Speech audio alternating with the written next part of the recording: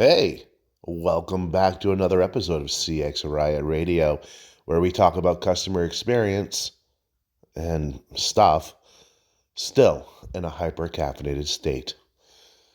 My name is David. I'm the caffeinated CXO, and I'll be your host on CX Riot Radio, as I always am. We've never missed a week, except for those two earlier this year. But that's fine. That's fine. What do you want? 2 episodes missed in like 3 or 4 years of doing this show. That's not bad. That was some much needed time off. And we won't go into how the Christmas and the New Year's episode, which were released on Christmas Day and New Year's Day, respectively, were not really episodes. Okay, shut up. Okay. So, if you're anything like me, and I know I am, then you know that merchandise from a podcast is weird. There's not much merch from a podcast that I myself would wear.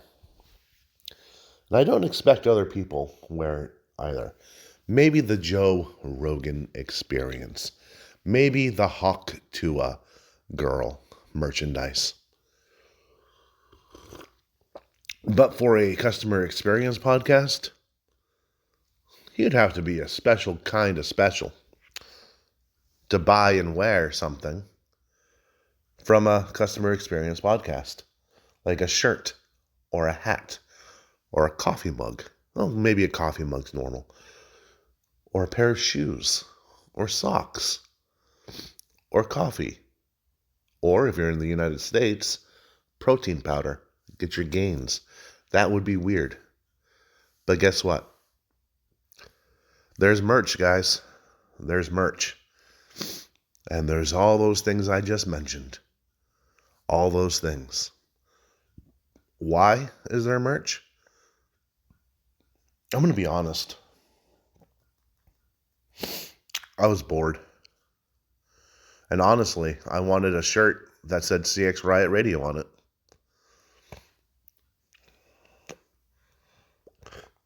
So I did it.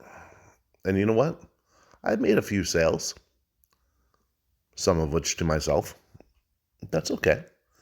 That's all right. Some of which to other people. I shipped a shirt. Well, the company I set it up on shipped a shirt to the UK a couple weeks ago. That was cool. Thank you. Whoever bought that in the UK. This is my second sale to the UK. Enjoy the shirt, buddy. We're going to spread the message far and wide that customer experience, while trash right now, will become great again. Yes, that's right. We're going to make CX great again. There you go. Non-political. And this will remain non-political until I start talking about like workers' rights or, the class gaps and things like that, which is not this episode, so don't be worried. Okay? Don't be worried about that today. Before I begin the episode, not only is there merch, there's books too. You like books? You like to read? Or do you like to put books on your bookshelf and put them in the background of your Zoom meetings so it looks like you like to read? Well, have I got the books for you? All right. I have The Blue Collar Call Center, which is, you guessed it, about call centers in blue collar industries. Then, as a kind of addendum to that, I have the Rebuttal Field Manual for the Blue Collar Call Center, which is like over 100 rebuttals to common objections for appointment setting in the trades industry. Then I have a silly little business fable, Steel and Soul, about the importance of customer experience in a sword and sorcery setting, complete with wizards. Yeah, that's right. And then I also have one called Otter, Over the Top Empathy and Rapport, which is a straight customer service, customer experience book with actionable insights and role-playing scenarios you can bring into your own company. They're on D20 table, so all you have to do is roll a D20. You can choose your role-playing scenario because, yeah. Okay, so today I want to talk about a couple of things here, right? There's no structure to this. It's literally 5:30 in the morning on the day that this is going to release. And I am drinking my mushroom coffee, and I am chain smoking, and I am recording this. So there's no structure to it. I didn't write anything down. I woke up an hour ago, and I finally made my way downstairs about 15 minutes ago. Yeah, do the math on that one, bub. It's okay. You don't have to. To be fair, in those 45 extra minutes, I showered and got ready for the day, stuff like that. So I don't know why I just lied to you. I just laid in bed, honestly. Anyway, today we're going to be talking about something that I was just thinking about while I was pouring my coffee. And I was like, I don't have anything to talk about today, but inspiration will strike if I have some mushroom coffee by the company Laird, Laird, who I think was a surfer. And when I worked at a Steve & Barry's back in the day, that store where everything was like less than $10, right? And they overexpanded and eventually went out of business. They had the same guy had a clothing line there. So I was like, hey, yeah, I remember that guy's name. And his mushroom coffee, pretty good. His creamer kind of sucks. Don't buy the creamer. Although it has functional mushrooms in it. These are the mushrooms that improve cognitive focus. Is that proven by the FDA or anything? I don't know. I haven't looked on the bag. It just said functional mushrooms, and I'm like, that sounds disgusting. But you know what? It tastes like coffee. It doesn't taste like mushrooms. So that's good. Anyway, while I was doing that, it came to me. Can you really be mad at an employee? Can you really be upset at an employee that you haven't taken the time to coach? That you haven't taken the time to train properly or set clear KPIs and goals and expectations from? Can you really be mad at that person for underperforming? Can you really be mad if someone just doesn't figure it out themselves?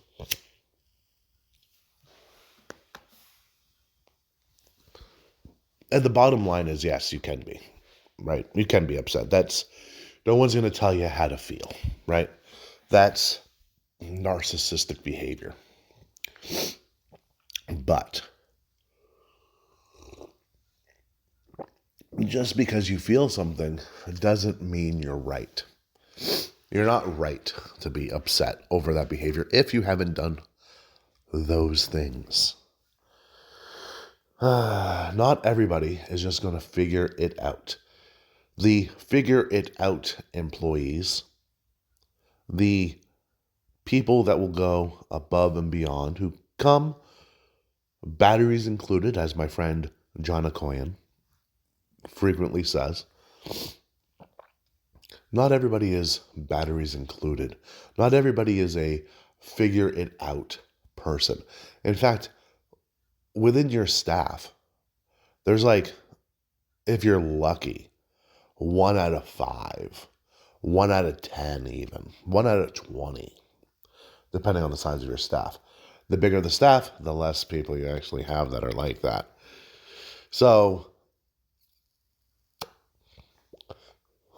this is why knowledge bases and standard operating procedures and manuals and video tutorials and agent pop-up cards are so important.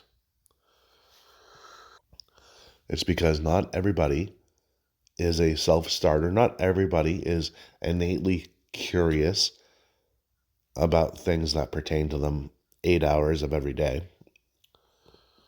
So, I mean, at that point, it is what it is, right? But you can't get mad at them, or you can, but you shouldn't get mad at them if you haven't taken the time to coach, to set clear expectations, or to train on areas that they're deficient in. And you could be like, well, I trained them when they first started.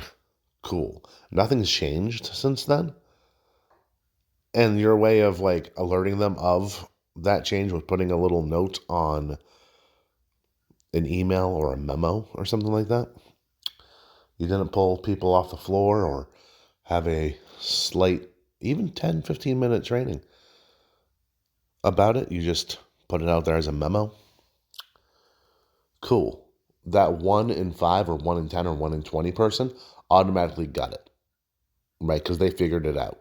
Even if the memo had spelling mistakes or grammatical errors, they were like, oh, okay, this is what they're talking about. Let's execute on it. And that person is gold. You don't want to lose that person. You don't want to lose anybody, but you especially don't want to lose that person because that person is cool. But for the people that aren't that person, they're going to have to go a little bit above and beyond your own approach there. You're going to have to figure it out on how to train everybody else who can't figure it out themselves. Or maybe they just don't want to figure it out themselves. And you know what? That's valid. Because you know what? They're there to do their job. They're there because you're paying them to be there. Which everybody in the company is, but still. Right? But they're like, if a place just like yours opened up across the street and they were paying $2 an hour more, they'd all jump ship and go to that company. So, right? And that's okay. Why aren't you paying them better? I don't know. But anyway, the figure it out employees are great. They're amazing. Those are the people that you can mold to become leaders of the company. As long as they're good with people and they know how to spread their figure it out to the other people in the form of training and advice and things like that. So, there you go.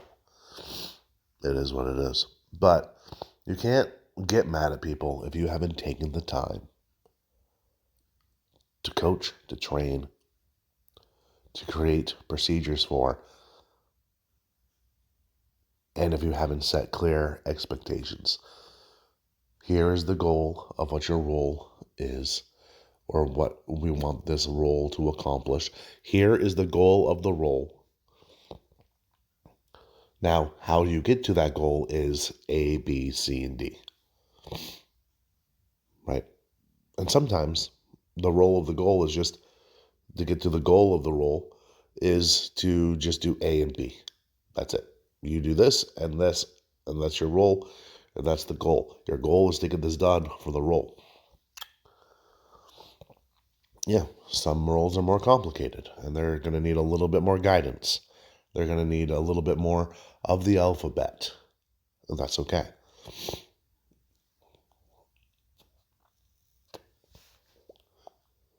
Now the question is, should you put the figure it out people in charge? Should you elevate them? Should you promote them? It depends on that person, right? If they can figure it out, if they can work just by using IQ, right? Then it depends on the role, right? If you want them to, it all depends, really, honestly. If they have IQ, like a high IQ, but they have a really low EQ, you don't want them in charge of other people, okay? All right, because people are going to walk. And sometimes, let's face it, sometimes that's what you want, right? Sometimes you want a clear house, right? You want a tabula rasa, right? You want a clean slate. So, yeah, you can put one of those high IQ people in. People will eventually walk, and maybe that IQ person is like, well, logically, this is they shouldn't be walking because they're being trained, blah blah blah. Well, sir and or madam, where's your EQ? No. So the best teams that I found are headed by someone with high IQ and then someone with a high EQ as their like number one or their support, right? Like you can see this in teams that have a supervisor and they have a lead. The supervisor is very, very high IQ. The lead is very, very high EQ. And so there's a boundary there. Because it's really rare, honestly, to find someone that has very, very high IQ and very, very high EQ. So it's usually one or the other, or they're low on both. I don't make the rules, I just enforce them. So, but if you're going to have a team of people, right, you want someone with a high IQ and you want someone with a high EQ. IQ person can make a lot of changes really fast, right? Because they're logical changes. They're changes that need to be happen or that need to happen. The high EQ person, if left without that high IQ person, will be really slow at it, not to ruffle the feathers, not to make things uncomfortable. Sometimes they will, but most of the time they won't. And this is there's a book called Rocket Fuel by Gino Wickman, I believe it is, where you have the visionary and then you have the implementer, right? And each company needs one. Each company needs the visionary and each company needs the implementer. And on a much smaller scale, even a team of 10 people needs the same thing. I would say that marriage needs the same dynamic. I'm just going to say it.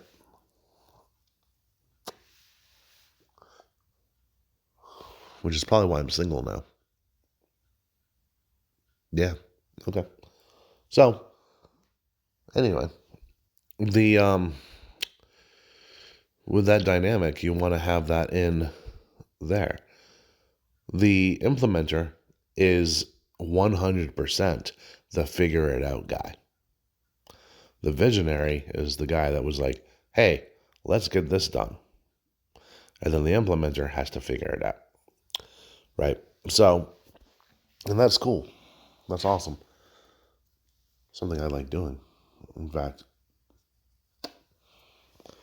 when I took that test, right, the visionary implementer test, I was very, very, very, very, very high on the visionary side. But I was pretty high on the implementer side too. Much more visionary than implementer. And that's okay. As much as I like making things and I like writing manuals and SOP guides and all that stuff, right? And I do. Don't get me wrong, I love doing that. I love analyzing reports. I like breaking things down. I like building things back up. But I think building things and building things back up is the funnest part of any job.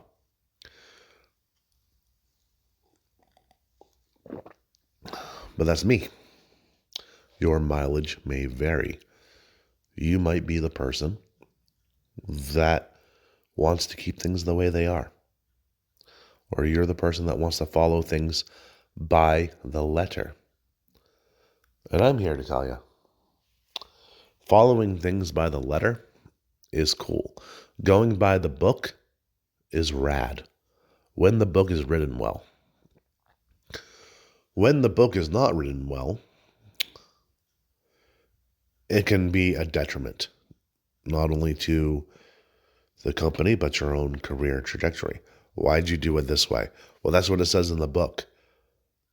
My brother in Christ, that was a typo.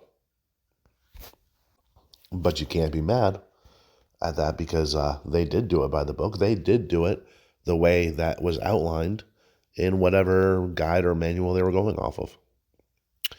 The figure it out person would have recognized instantly that that was wrong, that it was a typo, that it was a grammatical error, that it actually meant the opposite of what the writer meant. But the person who just follows orders, who doesn't want to think outside the box, they're not going to recognize that. And it is what it is. But you can't be mad at them for that. You're the one that wrote the manual. You're the one that wrote it that way. You're the one that didn't double check or have someone proofread. It is what it is. So, that's today's episode. Yep. So, remember, merch, books, go ahead, like this or share it or review, rate, yada, yada, yada.